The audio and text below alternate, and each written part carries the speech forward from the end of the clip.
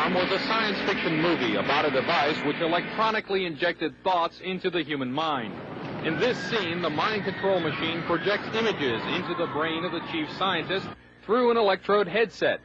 The scientist then finds himself experiencing the thoughts of a wild truck ride. But even in this futuristic Hollywood tale, the subject still had to be connected to the machine by an electrode headset. That's remarkable. But not as remarkable as a real-life experiment where I was the subject of a prototype device designed to project images into the mind without electrodes.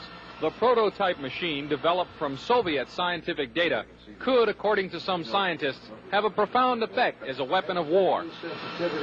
Electronic mind control research is not new. A scientific milestone in this area came in the 1960s when Dr. Jose Delgado demonstrated remote control over a charging bull.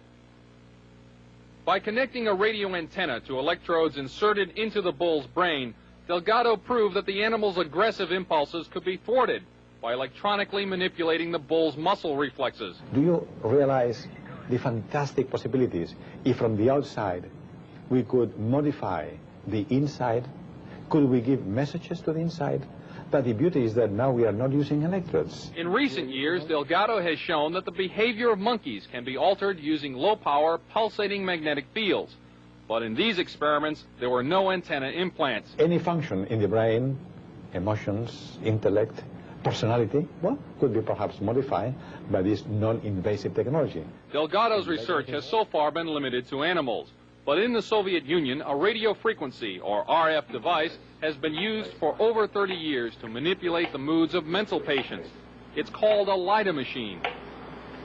It radiates pulses of radio frequency energy, as well as light, sound, and heat. The pulse rate is in the extremely low frequency range, between 0 and 100 pulses per second. Dr. Ross 80 is the top researcher at the Veterans Administration Hospital in Loma Linda, California. He has been investigating the effects of the LIDA machine. Now, what do the Soviets use this machine for? Well, they don't use it anymore. We should be very clear that this is a machine which is regarded by them as somewhat obsolete technologically. This scientist, who did not want his identity revealed, is employed by the U.S. government and has done secret RF weapons research. He believes that tests done with the LIDA and similar machines prove that humans are susceptible to remote alterations of mood and awareness. Certain kinds of weak electromagnetic signals work exactly like drugs. And so the promise is that anything you can do with drugs, you could do with the right electromagnetic signals. Apparently, there are specific sites involved, specific functions involved. It's a matter of matching up, just like it is with a pill or a drug, to cause and effect.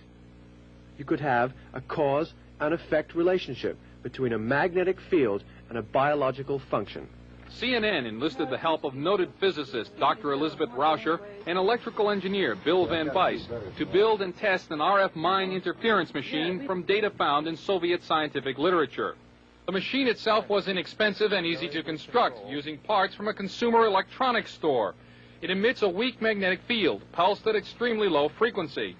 As the subject of the test, I was blindfolded, and my ears were blocked to prevent inadvertent clues as to what was happening. A magnetic probe was placed about 18 inches from my head. As the experiment began, two signal generators produced waveform patterns that were transmitted by the magnetic probe at about 1/1000th of the Earth's natural magnetic field strength. Describe anything that you see, if any. In the control room, Van Bice varied the waveforms being generated. In another room, I could see waveforms changing shape in my mind. Parabola just went by? Parabola just went by. Oh, yeah, I did. I just flipped the switch. Parabola? Uh-huh. All right. Well, let's see. Let's check this out. That's what happened. I flipped the switch. Okay. A spike right there. Spike. Right there. Tight spike. I dramatically changed the generator. I stepped it by 10 right here.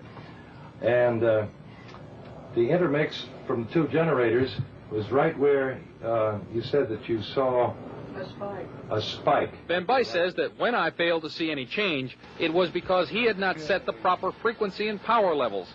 Later, I asked Van Bice what a weapon using this technology could do. Induce basically what would be considered hallucinations in people, direct them to do things against their so-called better judgment. How easy would it be to assemble a weapon from existing off-the-shelf parts? In 3 weeks, I could put together a weapon that would take care of a whole town. We showed the results of our test to Dr. Robert Becker, a two-time Nobel nominee for his work in the biological effects of electromagnetism.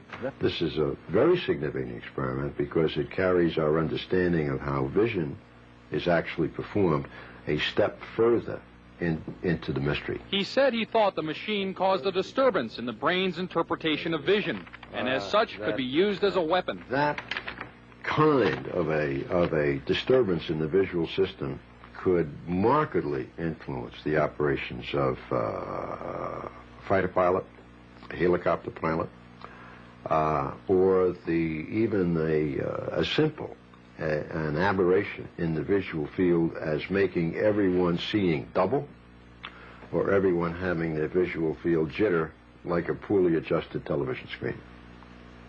The effect of that upon the efficiency with which an Army, an Air Force, or a Navy would operate would be catastrophic. More about RF weapons in my next report. Chuck DeCaro, CNN, Special Assignments. Described as Radio Shack parts that anybody can build, done in a laboratory.